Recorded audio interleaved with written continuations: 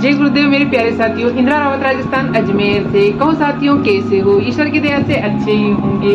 प्यारे साथियों, आज मैं आप लोगों के सामने ईश्वरीय रूप में अवतरित सबसे पहले आध्यात्मिक गुरु कबीरदास जी के बारे में मैं आपको एक सच्ची घटना बताना चाहती हूँ, जो कि आजकल की जीवनचर्या से बिल्कुल मिस होती जा रही है। तो प्यारे साथियों, आप सभी को ये तो मालूम ही है कि कबीरदास जी का जन्म एक जुलाहे परिवार में हुआ था।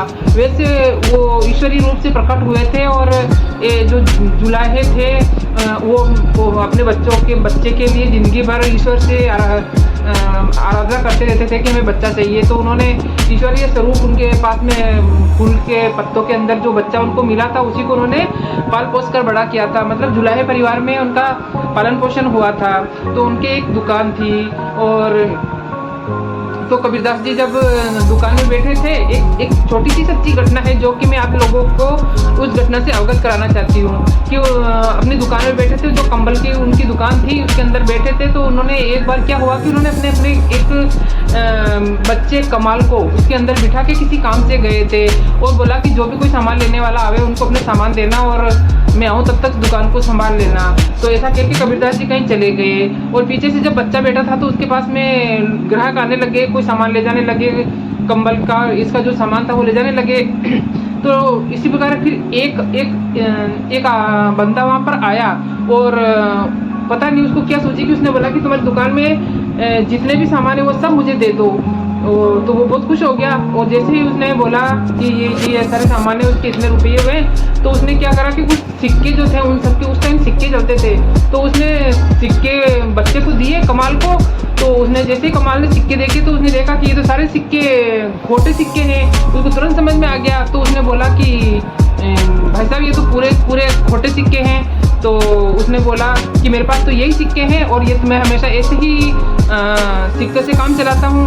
तो उसने मना कर दिया कमाल ने लेने के लिए। तो फिर वो आदमी चला गया बिना सामान लिए ही।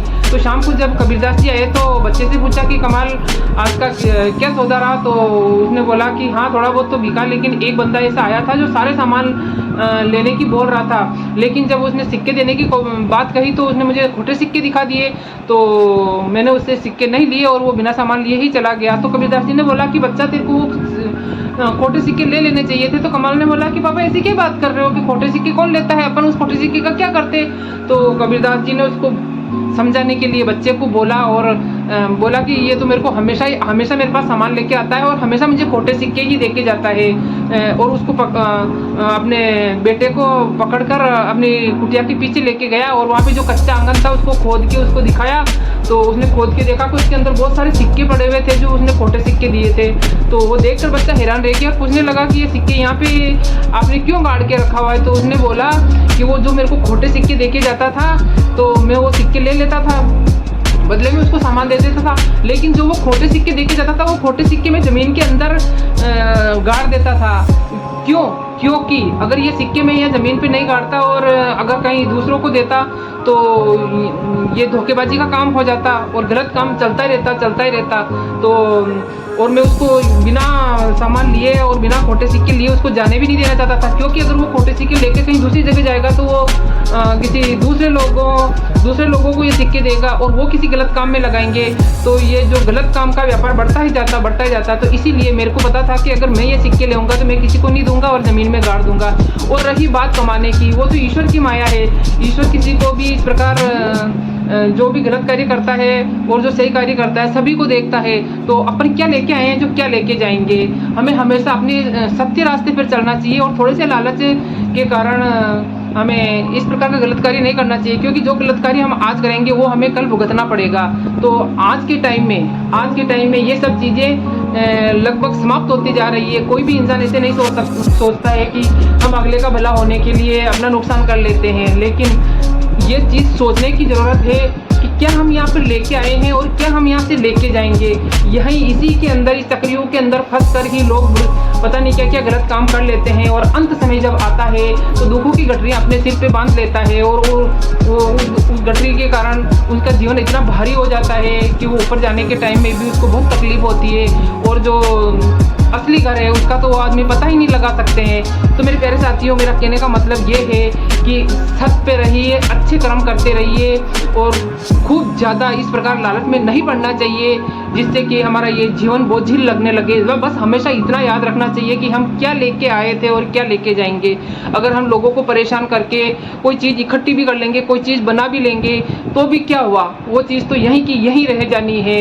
जाएगी तो सिर्फ अपनी जीवात्मा, हमें सिर्फ इस जीवात्मा के लिए ही करना चाहिए क्योंकि बाकी सारी चीज़ें यहीं रह जानी है। तो कबीरदास जी ने हमारे को उस टाइम में इतनी प्यारी प्यारी बातें, इतनी अच्छी अच्छी शिक्षाएं दी है, लेकिन आजकल इन शिक्षाएं का कोई महत्व नहीं रह गया है।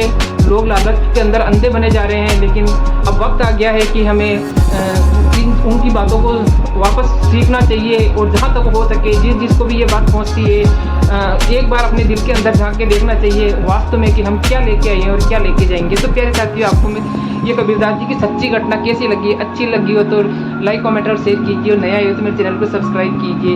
जय गुरुदेव।